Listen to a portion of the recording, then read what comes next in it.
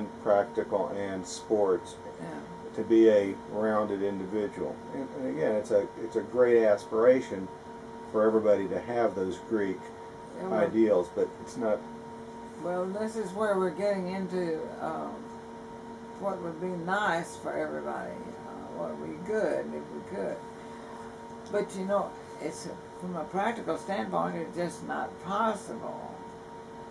I think any teacher would agree that, although I'm hearing teachers quoted as saying, you're teaching these kids that they can be anything they want to be. I'll tell you why I don't think that. Because I had a student come to me for being a practice teacher.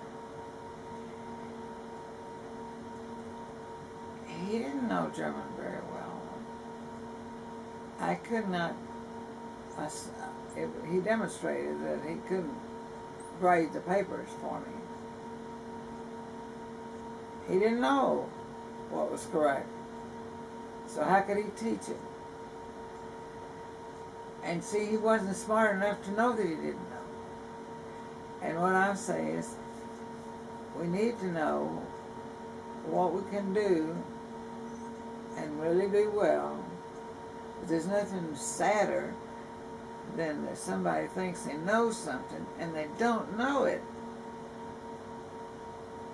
You know, they're just not possessing the facts. Some people live in a dream, and other people, make their dreams come true. But I'm getting ready to run out of battery. And that is. I have it. So you got a call. Tell me about this call from East Germany.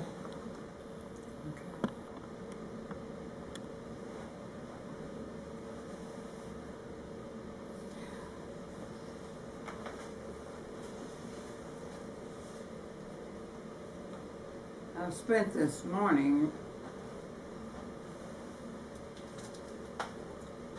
looking for one thing and then another, but it's been an unusual day because the last thing that happened is that I had a phone call from a cousin in Germany.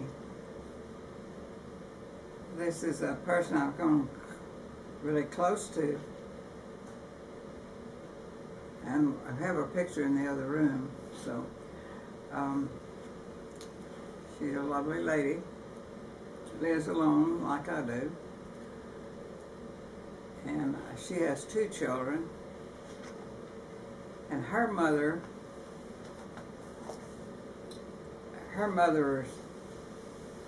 mother was a sister to my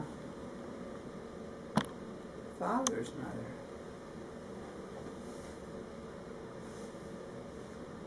And what was she calling about? Just wanted to hear my voice and touch base because we hadn't talked in quite a while, and I hadn't called her. She hasn't written since our last phone call because she told me she couldn't write anymore because she doesn't see well enough. So we're exchanging information as to, how are we doing? Well, I don't have as much to complain about as she does. She's not complaining. We agree that it's not. No use in complaining. We have to deal with whatever we have to deal with, and she has poor eyesight, so that when I said I'd like for her son to write me and give me her phone number because I have misplaced my address book. So, and she said, he has sent me emails. He sent me an email on my birthday. And now you were the recent birthday.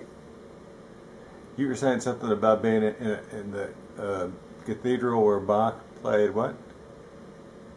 Well, I was going astray when I said that because it had nothing to do with a phone call, but you see, the second time I saw this cousin, first time I saw her, ever met her.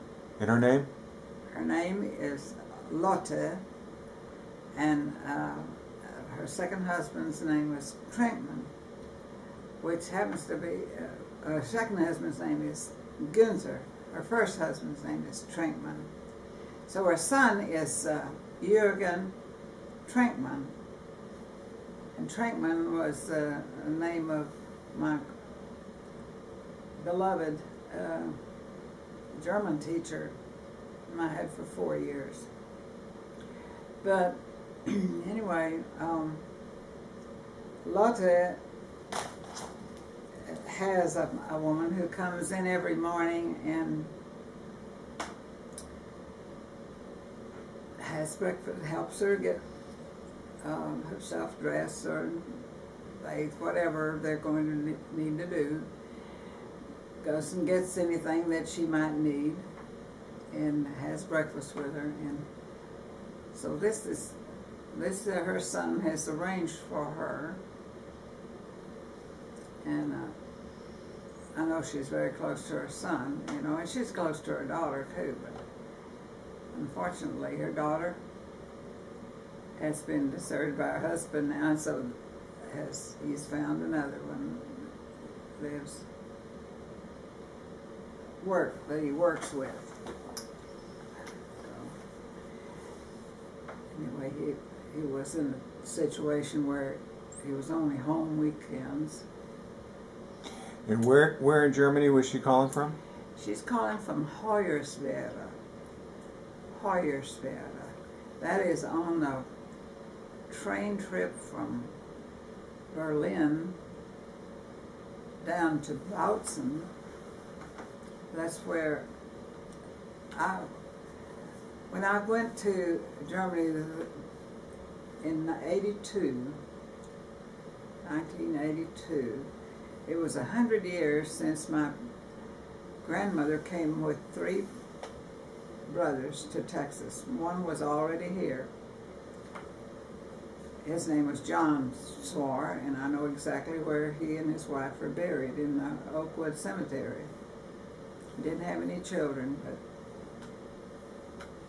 my grandmother, I'm told, took care of him after his wife died, and when he was ill, and before he died, she took care of him. So the house that I know is her house was his house before that, is what I've been told.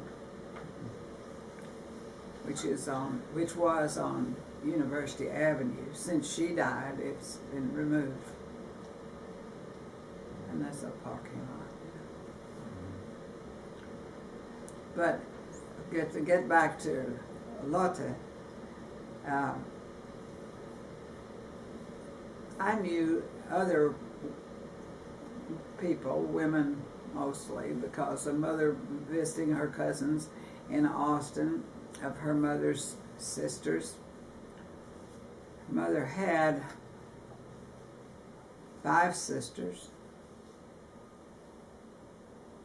and one died as a young woman.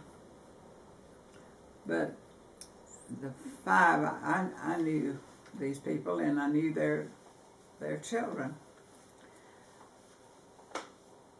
So this one is on the other side of the family, you know, in Germany. Most of that, my mother's family came over. What was in this box that you were talking about well, earlier? I had just pulled it out and to see what was in it. And what is it? It's an interview that was recorded by Catherine Hart of Austin, who was, at the time, I think she was doing this and writing in the paper the